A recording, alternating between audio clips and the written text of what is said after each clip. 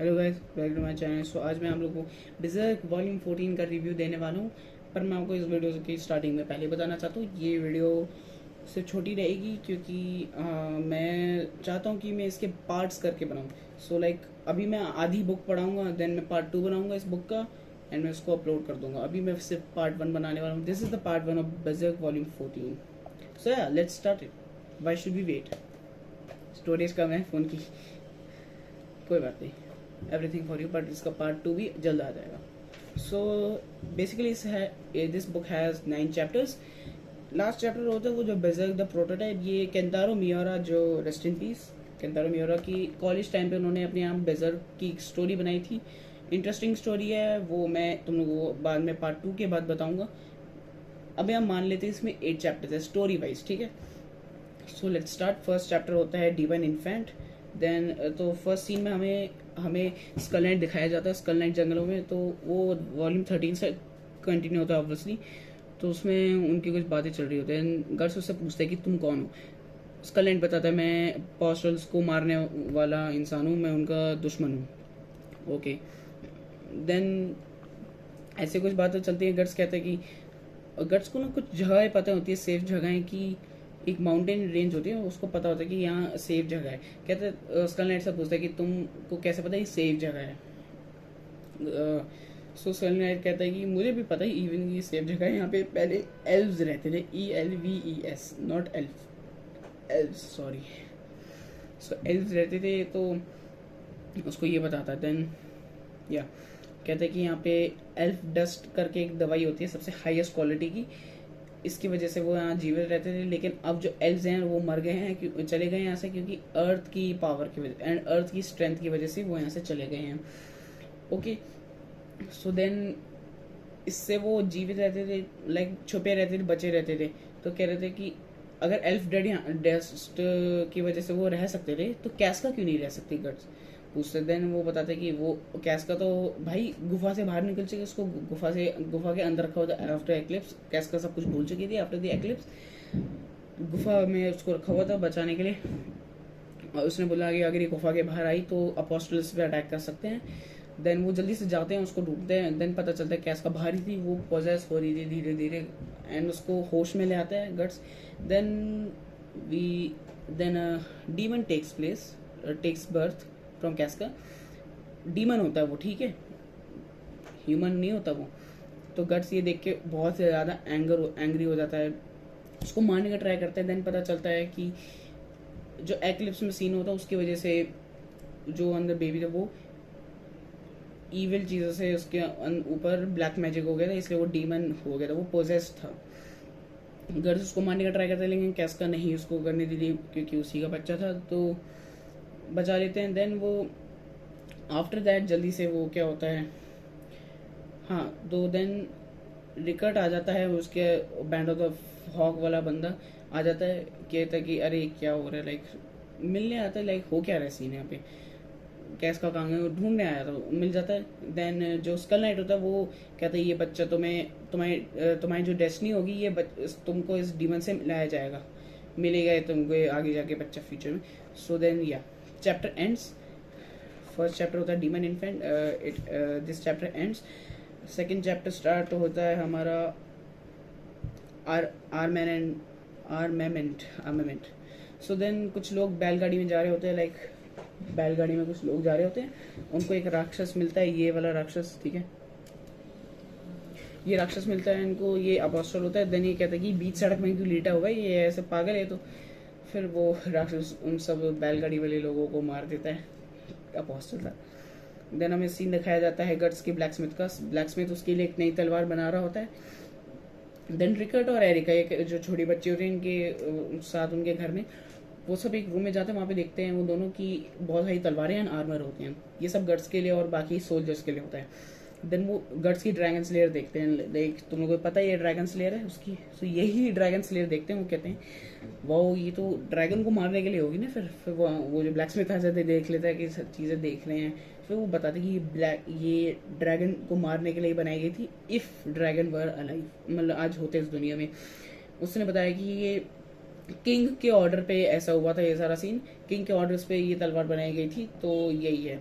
Then after that Guts practice कर रहा होता है अपनी तलवार के साथ झरने में, एक झरने में प्रैक्टिस कर रहा होता है। उसका एक हाथ कट जाता है एक्लिप्स की वजह से, और वो फिर भी अपनी तलवार आराम से चला पा रहा था। शायद ये अलग तलवार होती है, तो हैवी तो होगी वैसे। देन वो कैस्का से मिलने जाता है, और एक वो रिकर्ड से पूछता है कि कैस्का कहाँ है, थैंक यू उसको बोलता है कि तुमने मेरी हेल्प करी रिकर्ड को। देन कैस्का के बारे में पूछता है, वो जाता है उससे मिलने, लेकिन कैस्का सबको इग्नोर कर रही, लाइक उसको कुछ ऐसा ठीक नहीं, वो सब कुछ भूल चुकी, तो ऐसे सीन हो रखे थे।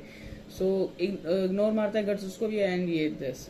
लेकिन रिकर्ड होता है जो रिकर्ड, उसके मन में एक बात होती है हमेशा से, कहता है बैंड ऑफ द हॉक का होगा क्या अब, हम उसके बाद दिमाग में ये बात रह गई थी।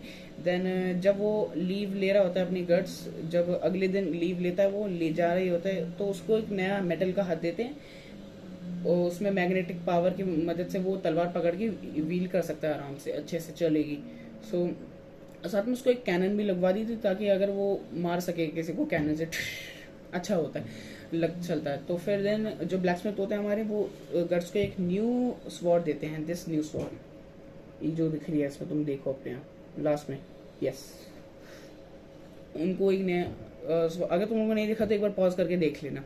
सो या नई तलवार देते हैं, और गट्स फिर जस्ट उसको चला के देखते हैं व्हील करके, तो फास्ट होती है तलवार। देन एकदम से वही वाला अपोस्टल वहाँ आ जाता है, और उससे गट्स से फाइट करता है, like this apostle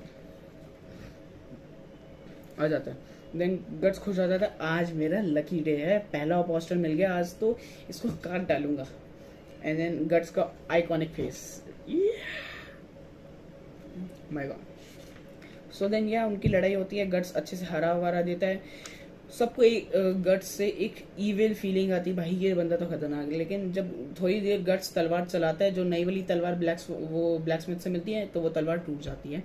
then guts अपनी वही ड्रैगन स्लेयर उठा के मारता है, थोड़ा काम बनता है, लेकिन फिर वो मर नहीं रहा था, तो उसने अपनी कैनिन यूज करी, एंड जल गया वो और मर गया। देन या हरा देते सबको। गट्स से बड़ी वो हो रही होती है, ईविल फीलिंग आती है, भाई ये बंदा क्या है। देन वो रिकर्ड जब वो जा रहा होता है, फिर गट्स रिकर्ड कहता है, भाई बैंड ऑफ द हॉक का क्या होगा।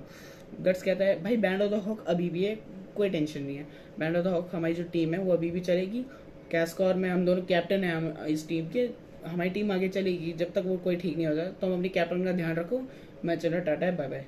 एंड वो अपनी लीव ले लेता है, एंड या chapter ends. The black swordsman once more start होता है चैप्टर।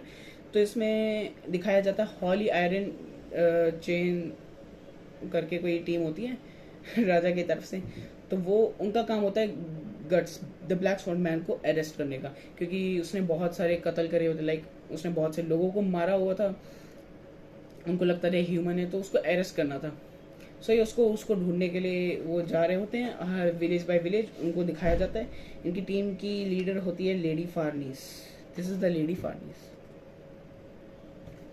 सो लाइक लेडी फार्निस होती है। फिर हमें देन अ न्यू चीज, लाइक अनदर स्टोरी, लाइक नहीं 2 साल बाद आती है बात। फिर देन हमें पता चलता है कुछ जंगल होती है, रात हो रही होती है, सुबह होने वाली होती है थोड़ी देर में।